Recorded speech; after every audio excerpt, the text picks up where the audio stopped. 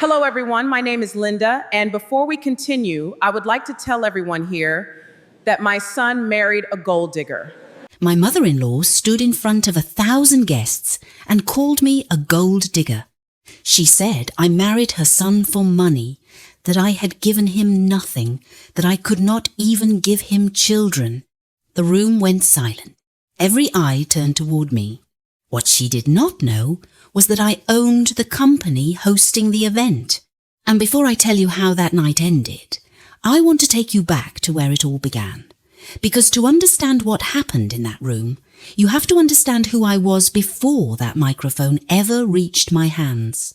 But first, if you are watching this right now, do me a favor. Subscribe to Life Stories with the Innocent and drop your country in the comments. I want to know where in the world this story finds you today. Drop it now. I will wait.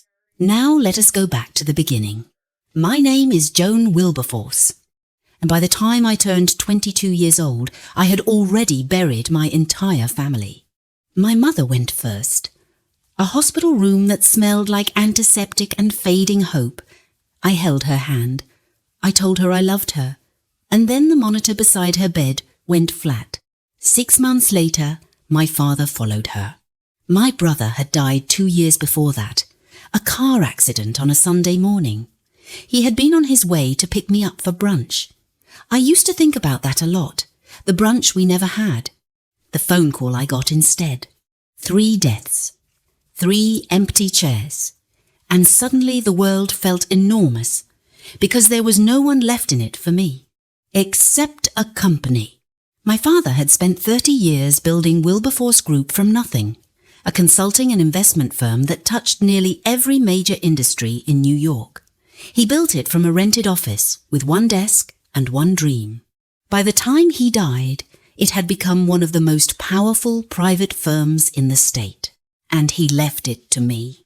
Not to a board, not to the executives who had already started circling like well-dressed vultures while he was still sick.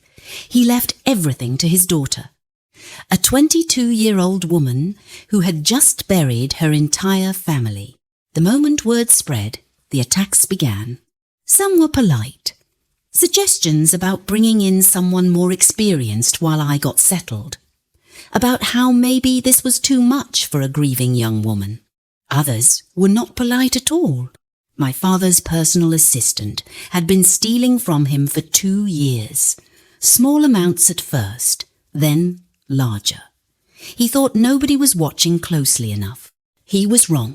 I called him into the conference room one Tuesday morning. I placed a folder on the table. Every transaction, every transfer, every missing dollar, I slid it across to him without saying a single word. He looked through the pages slowly. Then he looked up at me and smiled.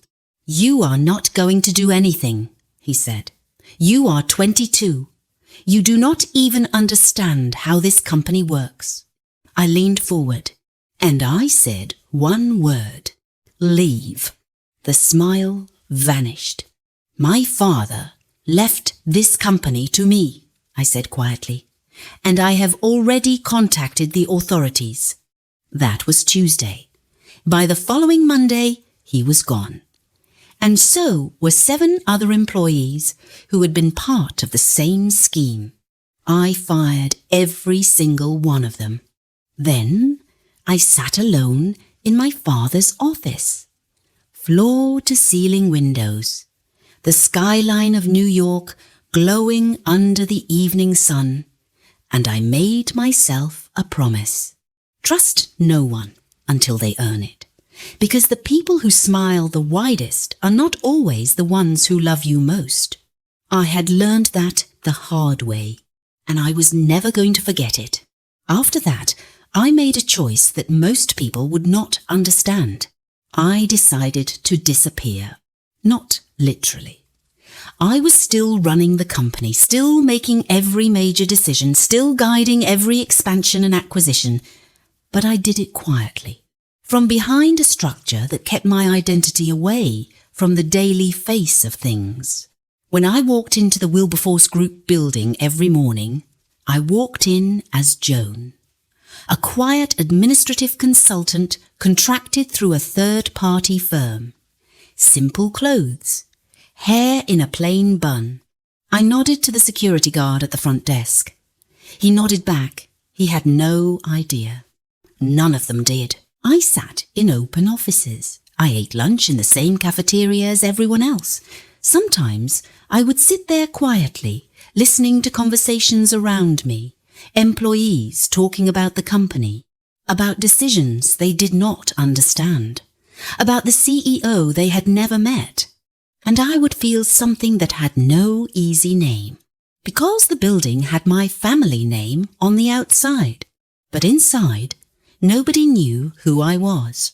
I want to say that plainly, because it is the part people skip over when they tell stories like this. They talk about the power, the strategy, the success.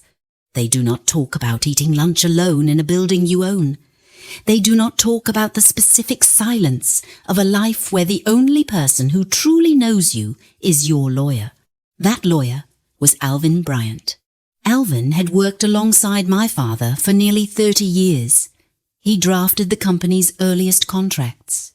He stood beside my father during every major negotiation, every legal battle, every storm the company had ever faced. He wrote the will that changed my life. When my father died, Alvin became the person I trusted most in the world, the steadiest man I had ever known.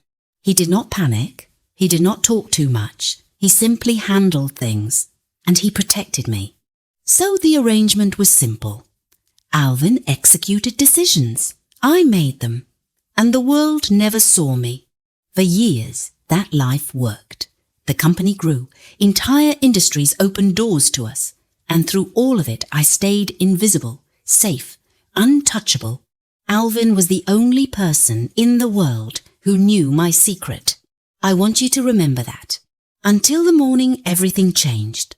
It was a cold Wednesday in October, the kind of morning where the air bites your lungs when you breathe. I was walking through Midtown Manhattan with my earbuds in, coffee in one hand, a meeting in 40 minutes, and then a man in front of me suddenly staggered. At first, I thought he had tripped, but then he grabbed the side of a building with both hands to keep from falling. His shoulders shook as he tried to steady himself. Something about the way he moved stopped me cold. It was not drunkenness. It was not clumsiness. It was exhaustion, the kind that reaches your bones, the kind I had seen in my father's face during the hardest months of his illness. I pulled out one earbud and stepped closer. "Are you okay?" I asked. He did not answer immediately. He kept one hand against the wall and tried to breathe. Then he turned his head slowly toward me.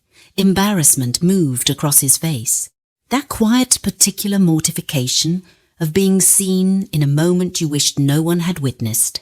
"I am fine," he said quietly. I looked at him for a moment. "You are not fine," I said. "When was the last time you ate something?"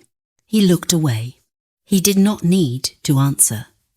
That silence told me everything. "Come on," I said. "I do not need," he started. "Yes, you do," I said. And before he could argue again, I pointed toward a small restaurant 2 blocks away. 5 minutes, I told him. "You can leave if you hate the food." He hesitated. Then finally he nodded. And that was how I met Ashley. The restaurant was small, warm lights, the smell of coffee, the kind of place where people always stayed longer than they planned. Ashley sat across from me with both hands wrapped around a mug of tea. When the food arrived, he ate like someone who had forgotten what a full meal felt like. Not messy, not desperate, just focused. Like every bite mattered. We talked while he ate. He told me he had moved to the city 3 years earlier. Business operations degree, strong resume, a good job at a logistics company that had restructured and wiped out half its staff, including him. 4 months of applications followed, interviews that led nowhere, savings disappearing little by little. "I am not giving up," he said. He said it mostly to the table, like he was reminding himself. Good, I told him. Do not. He finally looked up. What do you do? He asked. Consulting, I said, which was close enough to the truth. He nodded slowly. Then you know how difficult the market is right now. Difficult does not mean impossible, I replied. He studied me for a moment. You are very confident, he said. I have had practice, I replied. We talked for almost an hour, and the more he described the way he thought about systems, operations, and problems, the more something inside my mind started working. Because Ashley was not just competent. He was exceptional. The kind of thinker who saw problems before other people realized they existed. By the time we finished eating, I had already made a quiet decision. Not out of charity, out of recognition. Talent like his deserved a real door. And I happened to know where one was. That evening I called Alvin. I need you to submit a candidate, I said. Full interview process, nothing that looks like a favour. Who is he? Alvin asked. Someone I met today. A pause stretched across the line. You trust him? He asked. I trust his ability, I said. Character takes time. Another pause. You have never asked me to do this before. No, I agreed. I have not. Send the resume. I sent it. 3 days passed, then 4. On the 4th afternoon, my phone lit up with a message from Ashley. You are not going to believe this, it said. I smiled before I even finished reading. Try me, I typed back. I got an interview at Wilberforce Group. I set the phone down and laughed softly. Of course you did. Go home and prepare, I wrote back. You sound very sure I will get it, he replied. I am sure preparation matters, I said. If you earn it, you will know it was real. There was a pause. Then he wrote back, You are kind of intense. I have been told, I replied. I like it, he said. He got the job. Not only did he get it, he walked into that interview and answered every question in a way that left the panel stunned. Alvin called me afterward and said 3 words. You have an eye. From Alvin, that was the highest praise he ever gave. In the weeks that followed, Ashley and I kept talking. Lunches turned into dinners. Dinners turned into long walks by the river. Sometimes he talked about work, problems he was noticing inside the company. Systems that could be improved, solutions he was already forming. And I listened. Quietly. Because he had no idea he was describing a company I owned. Somewhere in those months, without realizing it, I started falling in love. It did not happen quickly. It happened the way the first rains of a long dry season arrive, slowly, quietly. Until one day you step outside and the whole air smells different and something has shifted that cannot be undone. Ashley looked at me in a way nobody had since my parents were alive. Not like I was powerful, not like I was a resource, just like I was enough, exactly as I was. 8 months later he proposed. It was a Sunday morning, just the 2 of us, coffee and eggs and sunlight through the kitchen window. He placed a ring gently beside my cup. Marry me, he said. 2 words, simple, honest, and for a moment my heart felt something it had not felt in years. Peace. So I said yes. And I told him there were things about my life I still needed to share with him, things he deserved to know. Soon, I promised, I will tell you everything. He believed me. He smiled, and for a while everything felt possible. 8 months later, he proposed. I said yes, and then I met his mother. Ashley told me about Linda a few weeks after we got engaged. Not in a dramatic way, Just quietly one evening while we were sitting on the couch. "She wants to meet you," he said. Something in his voice made me set down what I was reading. "Your tone suggests that sentence has more behind it," I replied. He smiled slightly. "My mother just has expectations." "What kind of expectations?" "The kind where she always imagined I would marry someone from a very specific kind of background. Someone with money, with connections, with a family name people recognize." I nodded slowly. "And she thinks I am not that." He rubbed the back of his neck. "Well, you do work as a consultant." Which meant, in her mind, I was nobody. "Then I suppose we should meet," I said. A week later, we drove upstate to her house. Linda opened the door before Ashley even knocked. Her eyes moved immediately from her son to me. Her smile was perfectly polite, perfectly placed, and behind it, something was measuring. Lunch was educational. Linda was not rude. She was sharper than that. Her questions sounded friendly, but they always circled the same point. Where did I grow up? What did my parents do? What exactly did consulting involve? Every answer I gave seemed to confirm something she had already decided. After lunch, Ashley stepped outside to help a neighbour with something. Linda and I were left alone in the living room. She watched me quietly for a moment. Then she spoke. "My son is exceptional," she said. "I know," I replied. "He has always been destined for significant things," she continued. "And a man like that needs a partner who can stand beside him at the level he is going to reach." I held her gaze. "And you do not think that is me?" She smiled. "You seem like a very sweet girl," she said gently. "But lovely and suitable are two very different things." "They can be the same thing," I replied. She gave me a small, polite smile that did not reach her eyes.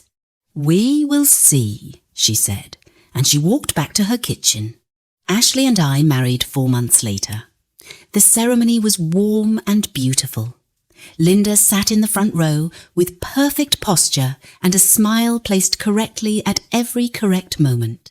When she gave her toast, she spoke for 3 minutes. Every sentence was about her son. She did not mention me once. I noticed. But I smiled anyway, because sometimes silence tells you more than words ever could.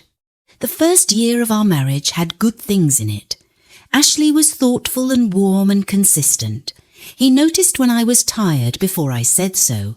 He made our home feel like somewhere worth returning to.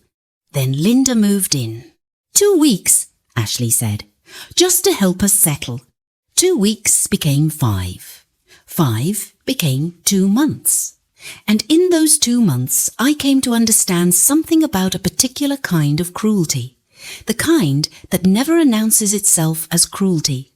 The kind that hides inside helpfulness, inside concern, inside a mother who only wants what is best for her son.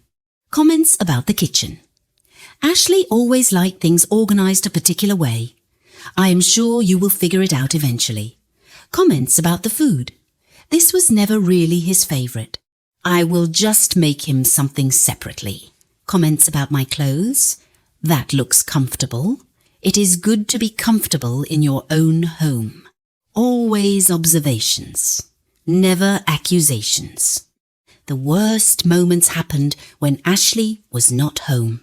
One afternoon she found me in the kitchen reviewing some documents. She picked up a piece of fruit from the counter and watched me. "You know," she said casually, "I always tell Ashley that successful people tend to marry other successful people." I looked up slowly. "What are you saying exactly?" She smiled. "I am saying my son will be very successful, and a successful man deserves a wife who brings something substantial to the table." "And you think I do not?" I said. Her smile widened slightly. "I think you are sweet," she said. "But sweet is not always enough." She left the kitchen. I stood there for a moment, not angry, not shocked, just thinking. Because cruelty that hides behind politeness is still cruelty, and I was starting to understand exactly how far it would go. The worst moment came a few weeks later. Ashley was at work. Linda and I were alone in the kitchen again. She moved closer to me while speaking. Too close. "You need to understand something," she said. "My son elevated you. Everything you have, everything you are in this city is because of him." I felt heat climb the back of my neck. "He did not elevate me," I said quietly. "We chose each other." She stepped forward again. "And you have been clinging to that elevation ever since." I stepped backward instinctively. My elbow struck the counter hard. Pain shot through my arm. Linda stared at me, expressionless. Ashley came home 2 hours later. Before I could say a single word, Linda met him at the door. Her voice trembled just enough to sound convincing. I sat in the bedroom with ice pressed against my arm. Ashley walked in. His face was tight. "Did you push my mother?" he asked. 5 words. That was all it took. I stared at him. "Ashley, no!" She moved toward me and I stepped back. "Look at my arm." He glanced at it. A bruise was already forming. For one fraction of a second, something moved across his face. Doubt. Then it closed back down. "She is upset," he said. "She is my mother, and I am not going to stand here debating this." Then he left the room. I sat in the silence for a long time, because Linda's cruelty was not the real problem. Ashley's choice was. When someone you love is being hurt and you choose not to see it, that choice changes everything. I looked at the bruise forming on my arm, and I understood something clearly. The marriage had already cracked. Neither of us had admitted it yet, but the damage had begun, and Linda had still never said the worst word. Not once. She never called me a gold digger directly. Not yet. Around that same time, 2 completely different problems began appearing in my life. At first they seemed unrelated, but eventually I would learn they were connected in ways I could not have imagined. The first problem was Ashley. He started travelling more often. Business conferences, networking trips, professional meetings in other states. None of that was unusual on its own, but the details of those trips began to feel vague.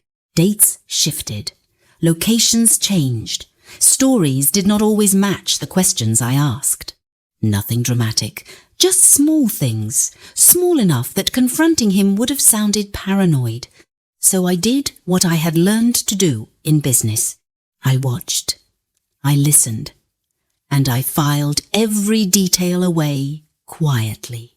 The second problem appeared inside my company. It started with a phone call from Alvin. I still remember the exact tone in his voice that day, calm, but carrying something underneath it. "There is a discrepancy," he said. "How big?" I asked. "Large enough to notice," he replied.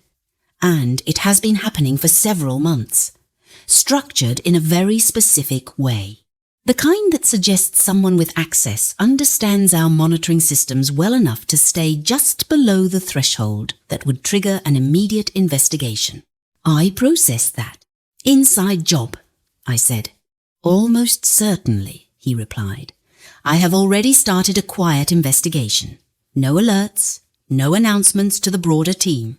After the call ended, I sat very still, because Alvin was not just my lawyer. He was the only person in the world who knew my real identity, the only person I had trusted completely since my father died. 30 years he had stood beside my family. 30 years of steadiness and discretion, and being the one fixed point I could always locate in any storm. I trusted Alvin the way most people trust gravity. And now, someone inside my company was stealing. Carefully. Patiently, like they understood exactly how the system worked from the inside. Meanwhile, my husband was travelling across the country with explanations that never quite landed right. Something was wrong in my marriage. Something was wrong inside my company. And at that moment, I still believed those were two separate problems. I was wrong, because in just a few days, at an event honouring my father, both of those secrets were about to collide in front of more than 1,000 people. That was the night my mother-in-law stood up, took the microphone and called me a gold digger in front of the entire room. What she didn't know was that I owned the company hosting the event. And what happened after I reached for that microphone changed every life in that room. But that is where part 2 begins.